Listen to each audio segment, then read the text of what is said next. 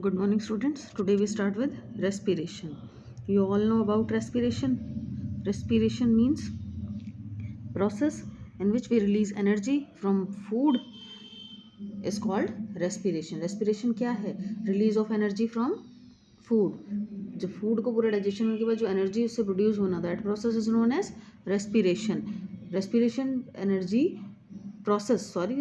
Process में क्या होता है? एनर्जी रिलीज होती है. कहाँ? सेल्स के अंदर. ठीक है. तो हाँ, अगर सेल्स के अंदर एनर्जी रिलीज हो रही है तो हमें उसको बोलेंगे सेल्यूलर रेस्पिरेशन. जो रेस्पिरेशन सेल के अंदर हो रहा है that is known as cellular respiration.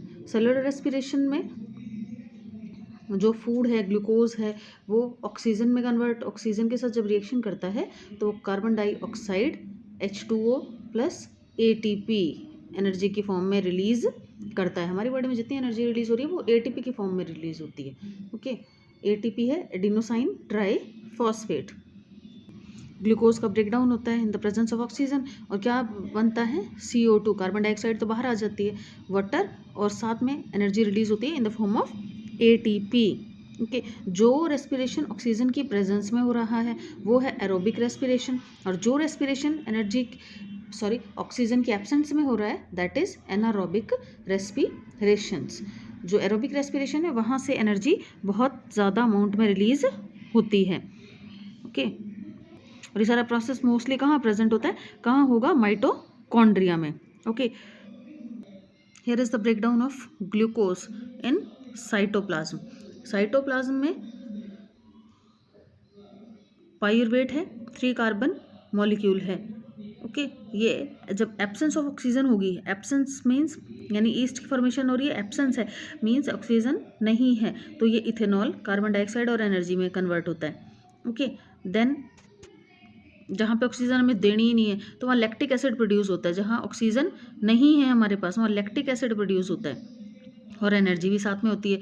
हम लोग का ये हमारे कहाँ होता है? मसल्स में. ये लैक्टिक एसिड हमारे मसल्स में जमा हो जाता है और उससे क्या होता है? हमें पेन भी होता है. फिर अगर प्रेजेंस ऑफ ऑक्सीजन है ये माइटोकॉन्ड्रिया में होगा. ये वाला जो रेस्पिरेशन है वो कहाँ हो रहा है? माइटोकॉन्ड्रिया में, ऑक्सीजन की प्रेजेंस में.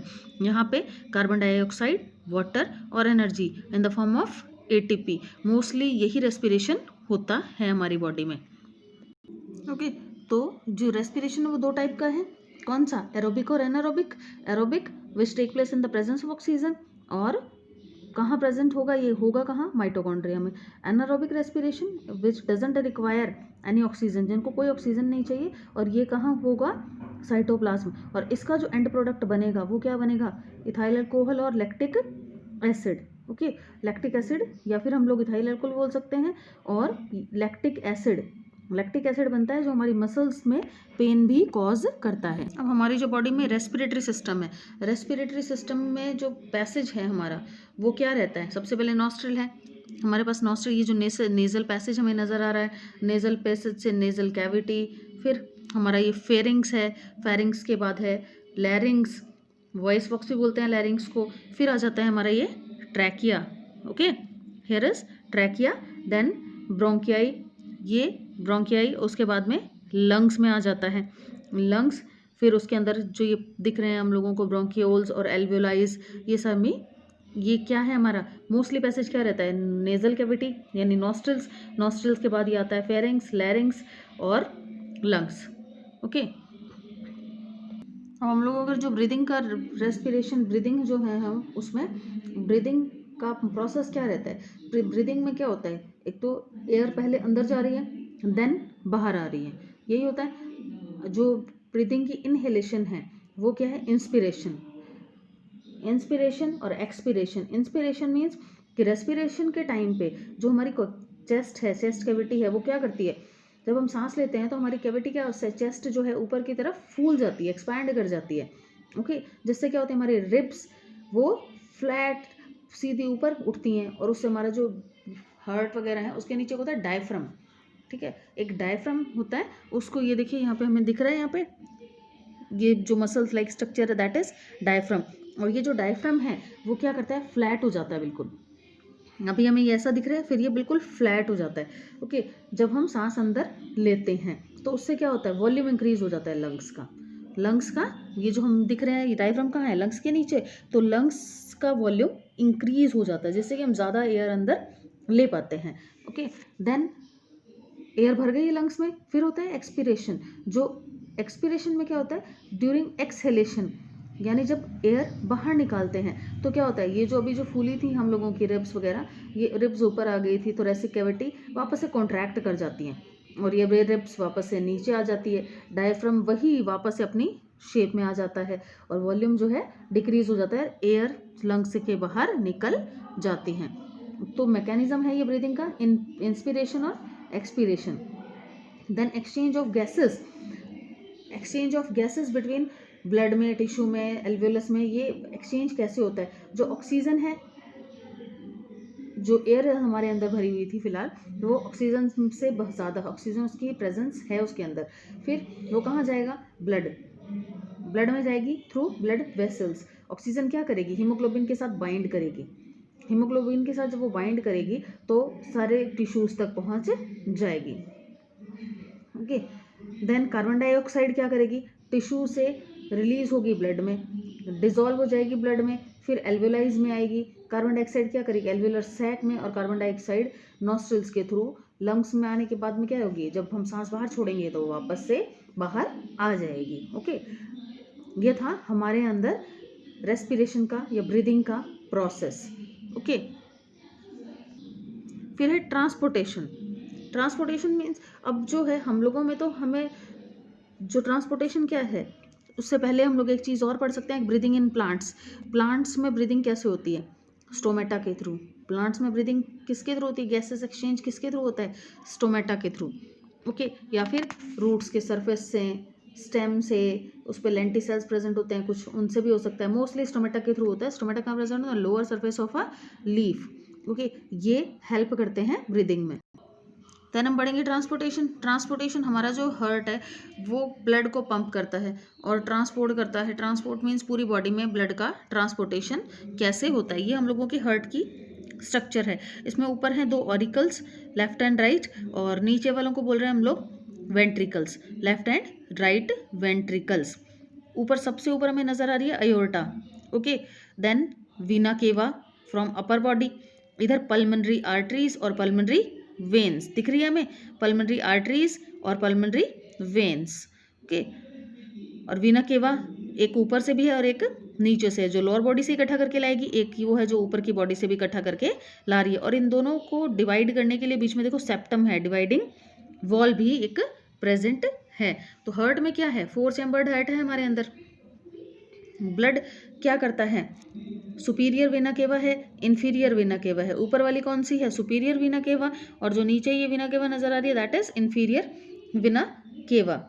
Okay, inferior superior vena cava और इन्फीरियर वेना केवा क्या करेंगे, ब्लड को कलेक्ट करके लाएंगे पूरी बॉडी से।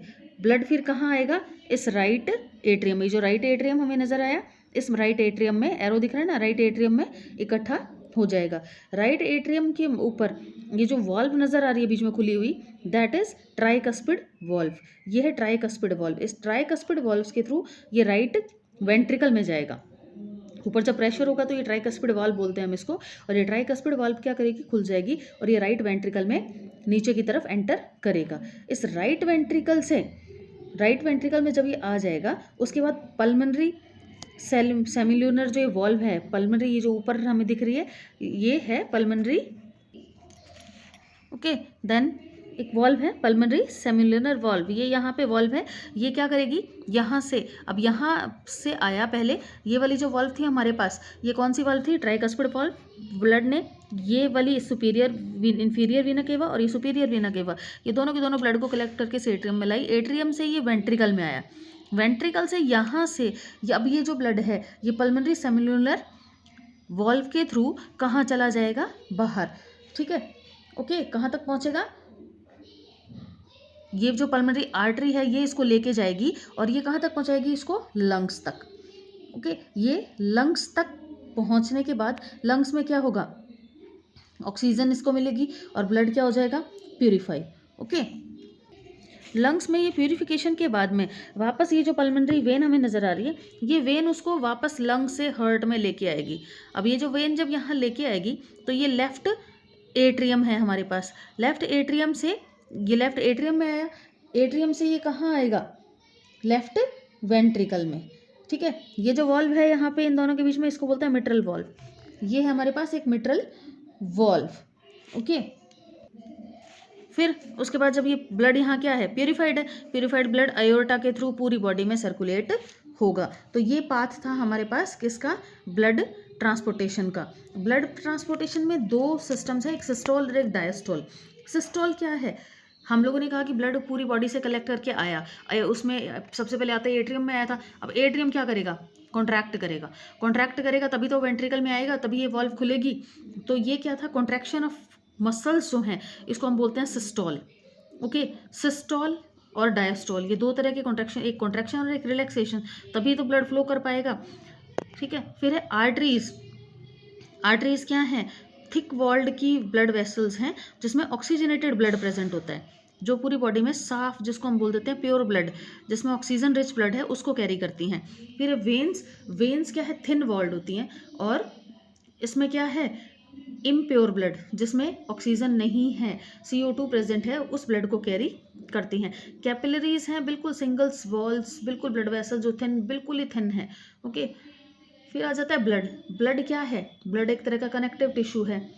ओके, ब्लड, इसमें प्लाज्मा है, ब्लड सेल्स हैं, प्लेटलेट्स है। ओके, ब्लड प्लाज्मा क्या है, ब्लड प्लाज्मा एक थिक सा लिक्विड है, पेल सा लिक्विड है एक तरह का, जो क्या बनाता है, मैट्रिक्स बनाता है। फिर ब्लड सेल्स है हमारे पास, ब्लड सेल में रेड ब्लड सेल, WBCs और platelets. RBC, red blood corpuscles. RBC, WBC क्या है, white blood corpuscles. White blood corpuscles हमारी बॉडी में इम्यूनिटी बढ़ाती है। रेड ब्लड जो सेल्स हैं, ये क्या करती है, रेड कलर होता है, हीमोग्लोबिन प्रेजेंट होता है इसके अंदर। प्लेटलेट्स क्या करती हैं, ये ब्लड के कोगुलेशन में, अगर कहीं हमें चोट लग जाती है तो ब्लड का जमना इन्हीं प्लेटलेट्स के थ्रू होता है। लिम्फ जो होता है वो जो है सिमिलर होता है टू ब्लड, बट RBC इसमें लिम्फ में नहीं होती है। ब्लड के जैसा ही होता है लिम्फ, पर कलर नहीं होता है रेड, कलर उसमें नहीं होता है। लिफ्ट जो है एक तरह का फ्लूइड होता है। ओके, फिर है डबल सर्कुलेशन। डबल सर्कुलेशन क्या है, इन द हार्ट जो है ब्लड क्या करता है, पास करता है हार्ट के through twice in a cardiac circle. Cardiac circle में 2 बार आ रहा है, तो इसको हम बोल देते हैं double circulation. Okay, heart beats है 72 times per minute in a normal adult, और हार्ट क्या करता है, 70 ml ब्लड पंप करता है कम से कम। ओके, देन डबल सर्कुलेशन क्या है, ये क्या करता है, complete segregation of oxygenated and D oxygenated blood. अगर एक डबल सर्कुलेशन ना हो, सिंगल सर्कुलेशन होता तो ये दोनों मिक्स हो जाता। अब यहाँ पे हम ऑक्सीजनेटेड और डीऑक्सीजनेटेड दोनों ब्लड को अलग अलग तरीके से दिखा सकते हैं ना। तो ये क्या है, डबल सर्कुलेशन, एक तरफ प्योर ब्लड है, दूसरी तरफ इम्प्योर ब्लड, हम बिल्कुल आसानी से अलग अलग दिख रहा है हमें, तो इसको हम बोल देते हैं डबल सर्कुलेशन। एक है हमारे पास ब्लड प्रेशर। ब्लड प्रेशर हमने सिस्टोल और डायस्टोल जो पढ़ा है, सिस्टोलिक प्रेशर है अबाउट 120 mmHg, मिलीमीटर Hg, ठीक है, Hg। उसके बाद डायस्टोलिक जो प्रेशर है वो 80, कम से कम 80 और ज़्यादा से ज़्यादा 120, ये ब्लड प्रेशर है हमारा, जो BP चेक किया जाता है हम लोगों का। ओके, और ये जो है एक इंस्ट्रूमेंट के थ्रू मेजर करते हैं, जिसको बोल देते हैं हम लोग स्फिग्नोमैनोमीटर। हाई ब्लड प्रेशर को हम बोल देते हैं हाइपरटेंशन। हाइपरटेंशन क्या है, हाई ब्लड प्रेशर। लिम्फ हम पढ़ चुके, लिम्फ मैंने बता दिया, एक तरह का लिक्विड ब्लड की तरह ही होता है, पर इसमें RBC नहीं होती है। Okay, then transportation in plants. Plants में ट्रांसपोर्टेशन कैसे होता है, जाइलम और फ्लोएम के थ्रू। जाइलम क्या करता है, पूरी जो प्लांट की बॉडी है उसमें वाटर का सर्कुलेशन करता है, और फ्लोएम फूड का सर्कुलेशन करता है। देन है एक्सक्रीशन। अब हम लोगों के न्यूट्रिशन के बाद जब पूरा डाइजेशन हो गया, डाइजेशन होने के बाद में एक्सक्रीशन एक प्रोसेस बचता है। एक्सक्रीशन में क्या होता है, जो वेस्ट बच गया है वो बॉडी के बाहर गेट रिड ऑफ होता है, यानी बाहर निकल जाता है। ओके, यहाँ पे इसमें है किडनीज, सबसे मेन रोल है इनका किडनीज का। ओके, किडनी क्या करती है, फिल्ट्रेशन का काम करती है, और बचे हुए को जो वेस्ट को बाहर यूरिनरी ब्लड यूरिथ्रा के थ्रू, एनस के थ्रू बाहर निकल जाता है। ह्यूमंस में सबसे मेन ऑर्गन है किडनी। किडनी क्या है, एक बीन शेप्ड ऑर्गन है, ठीक है, बीन के शेप का एक ऑर्गन है, जो वर्टिब्रम कहाँ पे होता है, ये lies near the vertebral column. Vertebral जो कॉलम हमारा पीछे स्पाइनल कॉर्ड का, वहाँ पे एब्डोमिनल कैविटी के पास में प्रेजेंट होता है। ओके, इसमें नेफ्रॉन्स प्रेजेंट होते हैं, नेफ्रॉन्स ही काम करते हैं फिल्ट्रेशन का। फिर नेफ्रॉन क्या है? एक functional unit of kidney. Kidney की फंक्शनल यूनिट है नेफ्रॉन्स। नेफ्रॉन्स जो है वो क्या करते हैं? पूरा का जो फिल्ट्रेशन का काम है वो नेफ्रॉन करता है। एक ये जो हमें नज़र आ रहा है, ये स्ट्रक्चर ऑफ नेफ्रॉन हमें दिखा रखी है यहाँ पे। नेफ्रॉन में स्ट्रक्चर हमको नज़र आ रही है। नेफ्रॉन क्या है? एक ट्यूब लाइक स्ट्रक्चर है, एक फिल्टरिंग पार्ट है इसमें, उसको हम बोलते हैं ग्लोमेरुलस। ये दिख रहा है हमें, बोमेंस कैप्सूल और ग्लोमेरुलस दिख रहा है। बोमेंस कैप्सूल ऊपर दिख रहा है, फिर अंदर क्या लिखा हुआ है हमारे पास? ग्लोमेरुलस। ओके, जो नेफ्रॉन है इसमें जो ग्लोमेरुलस पार्ट है ये फिल्ट्रेशन का काम अच्छे से करता है। इसमें क्या है? ब्लड कैपिलरीज हैं। आर्टरीज क्या करती हैं? Take blood to the glomerulus, glomerulus तक ब्लड को लेके आती हैं, उनको बोल देते हैं एफरेंट आर्टरियोल। एफरेंट आर्टरियोल्स बोलते हैं उनको। और receiving blood from glomerulus is called efferent arterioles. Arteries which take blood to glomerulus, जो ग्लोमेरुलस तक लेके आ रही हैं वो है एफरेंट आर्टरियोल, एंड जो रिसीव कर रही हैं ग्लोमेरुलस से वो है इफरेंट आर्टरियोल्स। ओके, तो दो तरह के आर्टरियोल्स हैं यहाँ, एफरेंट और इफरेंट। एफरेंट आर्टरियोल्स क्या कर रहे हैं? ग्लोमेरुलस तक जो है ब्लड को लेके आ रहे हैं, और इफरेंट आर्टरियोल ग्लोमेरुलस से ब्लड को ले रहे हैं। फिर आ जाता है ग्लोमेरुलस एक कैप्सूल में है, जैसे होता है ना एनक्लोज्ड है, तो वो है बोमेंस कैप्सूल। दिख रहा है हमें? बोमेंस कैप्सूल। ओके, बोमेंस कैप्सूल क्या कर रहा है? Extend into a fine tube. Tube में दिख रहा है हमें जो पूरी कॉइल्ड है। Tubes from various nephrons converge into a collecting duct. Okay, इस कलेक्टिंग डक्ट में सारी के सारी इकट्ठी हो रही हैं। वो कहाँ जा रही हैं? यूरेटर तक। ओके, अब फिल्ट्रेशन हो कैसे रहा है ग्लोमेरुलस तक? फिल्ट्रेशन क्या है? हाई प्रेशर, जो ग्लोमेरुलस के अंदर प्रेशर बनता है हाई, उसकी वजह से होता है। जो ल्यूमन है इफरेंट आर्टरियोल, इफरेंट आर्टरियोल से बाहर निकल रहा है, इस स्मॉलर होती है एफरेंट से। ठीक है, द ब्लड एंटरिंग जो है वो क्या है? हाई प्रेशर से हो रहा है। जो वेस्ट है वो फिल्टर हो जाता है मेम्ब्रेन्स के थ्रू, कैपिलरीज में, इस ग्लोमेरुलस के अंदर। जो फिल्टर्ड ब्लड है वो सिस्टमेटिक सर्कुलेशन के लिए भेज दिया जाता है इफरेंट आर्टरियोल के थ्रू, एंड जो फिल्ट्रेट बच जाता है वो बोमेन कैप्सूल में आ जाता है। ओके, और ये किडनी के अंदर ही होता है सारा। फिर रीअब्जॉर्प्शन हो जाता है वाटर का, और जो फिल्ट्रेट है take place in tubular part. ये जो ब्रेस्ट पे कुछ अंदर से और एब्जॉर्ब करना है, कुछ वापस इसके अंदर जाना है, वो सारा का सारा ये जो हमें कॉइल ट्यूब दिख रही है इसके अंदर हो जाता है। फिर जो मटेरियल आता है वो कलेक्टिंग डक्ट तक आके और यूरेटर के थ्रू बाहर निकल जाता है। जितना भी रीअब्जॉर्प्शन होता है उसकी वजह से यूरिन कंसंट्रेटेड होता जाता है। हमारा जो यूरिन है ह्यूमंस में वो मेनली क्या होता है? वाटर और यूरिया। ओके, यही होता है मोस्टली, यही यूरिन होता है। उसके बाद है हम लोगों के एक्सक्रीशन प्लांट्स में वही ट्रांसपिरेशन के थ्रू बाहर निकलता है, वही स्टोमेटा के थ्रू, मोस्टली स्टोमेटा के थ्रू ही गैसियस एक्सचेंज भी होता है, और जो कोई सैप वगैरह है वो भी बाहर निकल जाता है। तो यही काम करते हैं एक्सक्रीशन का प्लांट्स में।